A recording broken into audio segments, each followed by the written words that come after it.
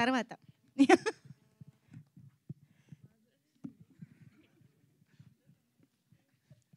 అందరికీ నమస్కారం. వంశీ గారు ఈ ఫస్ట్ స్క్రిప్ట్ చెప్పినప్పుడు మేము కూడా 11 మంది, అంటే హీరోలని కాదు, 11 మంది జీవితం అని చెప్పాడు ఆయన. ఒక 11 మంది వ్యక్తుల జీవితంలో ఒక 30 years ఆఫ్ వాళ్ళ జర్నీని మనం చూపిద్దామండి. వాళ్ళ చైల్డ్హుడ్ నుంచి వాళ్ళు ఒక మెచ్యూరిటీ వచ్చే వరకు ఆ లైఫ్లో ఉండే అన్ని ఎమోషన్స్ కలిపి చూపించాలండి అని చెప్పారు. కానీ చెప్పినప్పుడు చాలా చిన్న సినిమాలో తీయాలని చెప్పి వచ్చారు. కానీ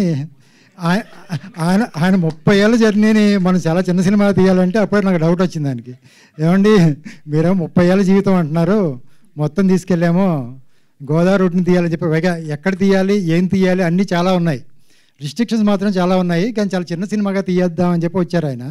కానీ స్క్రిప్ట్ అంతా విన్న తర్వాత నిహారిక గారికి చాలా బాగా నచ్చింది. At the same time script Nagababu గారికి కూడా చెప్పారు, ఆయనకు కూడా చాలా బాగా నచ్చింది. ఫణి గారు కూడా విన్నారు, ఆయనకి చాలా బాగా నచ్చింది. సరే అయితే ఫణి గారు అంతకుముందే ఒక సినిమా చేసున్నారు, ఆయన అన్నారు కలిపి చేద్దామండి, ఎందుకంటే మన వంశీ గారు చెప్పిన సినిమా చేయాలంటే ఒక ప్రొడక్షన్ హౌస్ సరిపోదు, కాబట్టి మేమిద్దరం కలిపి చేద్దామండి అంటే సరే అని చెప్పి ఒప్పుకొని, అందుకని వెళ్ళి గోదావరి రోడ్లో ఆయన చెప్పిన లొకేషన్స్, ఆయన చెప్పిన టైమింగ్స్, పాపం 11 మంది కుర్రోళ్ళని సెలెక్ట్ చేశారు. వాళ్ళు 11 మంది కుర్రోళ్ళు అంటే ఆయన ఒక 3 సంవత్సరాలుగా పాపం ఆయన్నే నమ్మి ఇదే స్క్రిప్ట్తో నడుస్తూ ఉన్నారు. ఎంతగా కష్టపడ్డారంటే ఈ సినిమా కోసం వాళ్ళు అసలు ఏ రోజు ఎప్పుడు రమ్మంటే అప్పుడు వాళ్ళు చాలా బాడీ వైజ్ కానీ, ట్రాన్స్మిషన్ కానీ, వాళ్ళ పెర్ఫార్మెన్స్ కానీ ఎన్ని వర్క్షాపులు చేశారో. ఆయన 3 ఏళ్ళ నుంచి వర్క్షాపులు చేస్తున్నారు, ఒక 6 నెలలు గ్యాప్ ఇస్తున్నారు, మళ్ళీ పాపం వాళ్ళు ఒక మామూలు రెగ్యులర్ డేస్కి వచ్చి పాపం 5 కేజీలు 10 కేజీలు పెరిగితే మళ్ళీ కాదు కుదరదమ్మా మళ్ళీ 10 కేజీలు తగ్గాలంటారు. పాపం మళ్ళీ తగ్గి మళ్ళీ ఫస్ట్ నుంచి మళ్ళీ స్టార్ట్ చేసేవారు. వాళ్ళు ఎంతో కష్టపడి ఈ సినిమా కోసం, ఎందుకంటే సినిమాని చాలా నమ్మారు కాబట్టి, స్క్రిప్ట్ని వంశీ గారిని చాలా నమ్మి, వంశీ ఏది చేయమంటే అది, వాళ్ళకి అసలు ఇంకేది లేదు, స్క్రిప్ట్ ఏంటి అనేది కాకుండా వంశీ ఏ రోజు ఏది చెప్పినా తను పూర్తిగా నమ్మి ఈ స్క్రిప్ట్ని వాళ్ళు ఫాలో అయ్యారు. కాబట్టి ఈ సినిమాలో చూస్తే నిజంగా మనం కూడా చూస్తే ఒక 11 మంది లైఫ్లానే ఉంటుంది. ఇది ఒక సినిమాలాగా కాదు, ఒక 11 మంది లైఫ్ని చూస్తున్నట్టే ఉంటుంది. ఈ 11 మంది క్యారెక్టర్లతోటి ఇంకా ఎన్నో క్యారెక్టర్స్ దీంట్లో మధ్యలో వస్తాయి. ప్రతి క్యారెక్టర్ది జనరల్గా మనం ఒక సినిమా చేసినప్పుడు మనం హీరో క్యారెక్టర్తో మనం పోల్చుకుంటాం, కానీ ఈ క్యారెక్టర్లో ఈ సినిమాకి వచ్చేసరికి 11 మందిలో ఒక్కొక్కరు ఒక్కొక్క క్యారెక్టర్తో మనం ఐడెంటిఫై చేసుకోవచ్చు. దీంతోపాటు అమ్మాయిలు కానీ అబ్బాయిలు కానీ అందరూ కూడా కొత్త వాళ్ళే. పైగా వంశీ గారు ఫస్ట్ నుంచి అంటే అందరూ కొత్త వాళ్ళతో చేయాలనే దాంతోనే ఉన్నారు కాబట్టి అందరూ కొత్త వాళ్ళతోనే చేసాం. అందులోని మా రాజు గారు మాతో ఒక 2 ప్రాజెక్ట్స్ చేస్తున్నారు.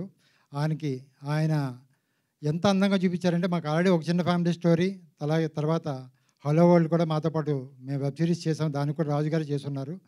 ఈ చేసడం వల్ల ఆయనే అన్నారు రాజుగారు కావాలండి. ఇందులో ప్రతి టెక్నీషియన్ని కూడా ప్యూర్గా మా వంశీ గారు ఎత్తుక్కున్న టెక్నీషియన్సే, ఎందుకంటే ఆయన భరించే టెక్నీషియన్స్ ఆయనే ఎత్తుక్కోవాలి. అంటే మనం ఎవరన్నా తీసుకొచ్చామనుకోండి ఎంతసేపు ఉంటారో తెలియదు, అందుకోసం చెప్పి ఆయనే ఎత్తుక్కున్నారు. అటు అనుదీప్ గారు కానీ మళ్ళీ ఏది చెప్పినా అంటే ప్రతి టెక్నీషియన్ ఆయనతో 3 ఏళ్ళ నుంచి జర్నీ చేశారు. ఎవరు అంటే మేము సినిమా 6 నెలలు తీసాము, కానీ ఈ టెక్నీషియన్స్ కానీ ఆర్టిస్టులు కానీ ఆయనతో 3 ఏళ్ళగా జర్నీ చేశారు. కాబట్టి ఈ స్క్రిప్ట్ గురించి యాజ్ ఎ ప్రొడ్యూసర్స్గా మాకు కన్నా కూడా ఈ ఆర్టిస్టులకి ఈ టెక్నీషియన్లకి దీంతో పనిచేసి ప్రతి చిన్న ఆర్టిస్టులు కూడా చాలా బాగా తెలుసు, ఎందుకంటే చాలామందికి స్క్రిప్ట్ చెప్పున్నారు, చాలామందికి ఈ స్క్రిప్ట్ చాలా బాగా నచ్చుంది. అందరూ ఏంటంటే దీన్ని ఎలాగ సినిమాగా చేయగలం అనేది తప్ప అది ఫైనల్గా మా దగ్గరకు వచ్చింది. నిజంగా మేము కూడా మ్యాక్సిమం కష్టపడి ఆయనకి ఏదైతే అనుకుంటున్నారో, వంశీ గారు ఏదైతే సాటిస్ఫై అయ్యారో అంతవరకు మేము చేసామని అనుకుంటున్నాము. ఇంతవరకు అయితే చాలా బాగా వచ్చింది, మేము కూడా నమ్ముతున్నాం బాగా వచ్చిందని. ఇంకా డబ్బింగ్ స్టేజ్, పోస్ట్ ప్రొడక్షన్ స్టేజ్లో ఉంది. అలాగే దీనికి సాంగ్స్ అనుదీప్ గారు ఆడేప్పటికి వీళ్ళ జర్నీ స్టార్ట్ అయ్యేటప్పటికి ఇంకా హనుమాన్ స్టార్ట్ అవ్వలేదు. హనుమాన్ 2 సంవత్సరాలు తీసిన తర్వాత వీళ్ళ జర్నీ ఇంకా కంటిన్యూ అవుతూనే ఉంది. హనుమాన్ రిలీజ్ అయిన తర్వాత ఇప్పుడు ఇంకా మాది స్టార్ట్ అయింది. అలాగే ఈ సినిమాలో ఒక మేజర్ యాక్షన్ పార్ట్ ఉంది. దానికోసం ఎవరి కోసం వెళ్దాం అనుకున్నప్పుడు మన విజయ్ మాస్టర్ గారిని అనుకున్నాం. అప్పటికే వంశీ గారు చాలా భయపడ్డారు, ఎందుకంటే వంశీ గారు అనుకోకుండా ఈ ప్రాజెక్ట్లోకి వచ్చిన అతిపెద్ద టెక్నీషియన్ ఆయనే.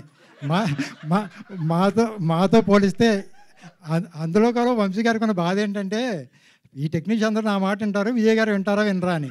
అంతే తప్ప పెద్ద టెక్నీషియన్ చిన్న టెక్నీషియన్ కాదు. విజయ్ మాస్టర్ గారిని రమేష్ గారు తీసుకొస్తున్నారు, ఈయన మా మాట వింటారా వినరా అనే దాంట్లో వస్తే కాదని చెప్పి ఆయన తీసుకొచ్చి ఆయన కూడా పాపం వంశీ గారి మాట వినేలాగా పాపం మేము బతిమాలో బామాలో ఆయనకి ఏం కావాలో అలాగ చేయించాము. చాలా సాటిస్ఫాక్షన్గా వచ్చి ఉన్న ఒక యాక్షన్ పార్ట్ కూడా చాలా సాటిస్ఫాక్షన్గా వచ్చింది. అలాగే దీనిపైన అన్వర్ అలీ గారు ఎడిటర్ గారు కూడా ఆయన కూడా 3 సంవత్సరాల నుంచి జర్నీ చేస్తున్నారు. ఇందులో ఏ టెక్నీషియను కాదు, అందరూ టెక్నీషియన్స్. బాగా ఆల్మోస్ట్ అసిస్టెంట్ డైరెక్టర్లు కూడా 10 మంది పనిచేసేవారు, పాపం 4-5 మిగిలారు. అందరూ చాలా బాగా వర్క్ చేసి ఫుల్ ఫ్లెడ్జ్డ్గా ఒక మంచి ప్రాజెక్ట్ మీ ముందు తేడు. ఇన్ని 3 సంవత్సరాల జర్నీ ఏంటంటే ఒక మంచి ప్రాజెక్ట్ మీ దగ్గరికి తీసుకురావాలి అనే ఒక కష్టంతో ఇన్ని వదలకుండా జనరల్గా ఏంటంటే ఒక సంవత్సరం అయ్యేటప్పటికి ఎవరికో ఎంతవరకైనా ఒక అసిస్టెంట్ డైరెక్టర్ తిరిగి ఎక్కడో నీరసం వస్తుంది, ఇంకా ఒప్పుకోవట్లేదో ఇంకోటో. కానీ ఆయన ప్రాజెక్ట్ని ఎంతగా నమ్మారంటే 80% ఈ ప్రాజెక్ట్ని ఆయన అనుకున్నట్టు మాత్రమే అవుట్పుట్ రావాలనే ఒక ఉద్దేశంతో ఎన్నో చోట్ల తిరిగి ఫైనల్గా మా దగ్గరికి వచ్చి ఆగింది ఈ ప్రాజెక్టు. మేము ఆయన అనుకున్నట్టుగానే చేయగలిగాము. ఆర్టిస్టులు కానీ టెక్నీషియన్లు కానీ మాకు కావాల్సినట్టు వాళ్ళకు వర్క్ ఇచ్చారు.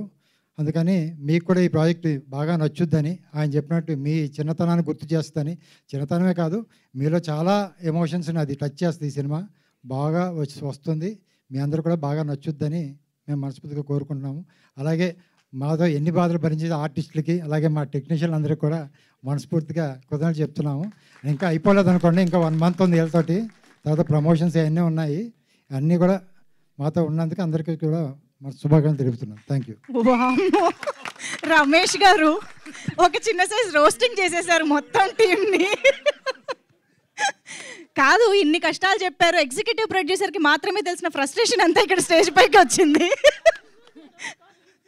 యా కాదు ఈపీ గారు, ఒక్కసారి మీ ద్వారా నేను ఒక ఇన్ఫర్మేషన్ తెలుసుకోవాలనుకుంటున్నాను. ఇంత చెప్పారు కదా, ఇన్ని జరిగాయి, ఇన్ని నెలలు సంవత్సరాలు, ఎంత ఖర్చు అయింది ఏంటి, ఎన్ని కోట్లు? నిజంగా కూడా ఖర్చు కన్నా కూడా ఈ సినిమాకి ఏదైతే స్క్రీన్ మీద కనపడుతుందో దాని వరకే ఖర్చు పెడదామని ముందు నుంచి ప్రిపేర్ అయ్యాం. చాలా మీరు ఈ సినిమా చూసినప్పుడు ఏదైతే మీరు చూస్తారో ప్రతి రూపాయి స్క్రీన్ మీదే ఉంటుంది. ఎందుకంటే ఈ 3 సంవత్సరాలు ఏదైతే వంశీ గారు కష్టపడ్డారో అదేంటి పూర్తిగా మేము పట్టే ప్రతి రూపాయి స్క్రీన్ మీద రావాలనే ఉద్దేశంతోనే చేసాము. అలాగే సినిమా ఉంటుంది. సూపర్. అంటే 11 మంది కుర్రాళ్ళు ఉన్నారు కాబట్టి 11 కోట్లు అలా ఖర్చు అయిందా? అలా ఎందుకంటే ఆయన పింక్ ఎలిఫెంట్ ఆయన ఎత్తుక్కున్నదే చాలా తక్కువ బడ్జెట్లో మంచి క్వాలిటీలో చేస్తామని. ఆయన వేరే బ్యాండ్ దగ్గరికి వెళ్ళి ఇది పాన్ ఇండియా సినిమా అయ్యేది, మేము మాత్రం అలా చేయలేదు. అసలు ఎంత స్మార్ట్ ఆన్సర్స్. మీ చేతిలోంచి మైక్ తీసేసుకోమంటున్నారు వాళ్ళు. Thank you. వద్దు, అందుకే ఆపేసా. Thank you. Okay, so yes, ఇప్పుడు మరి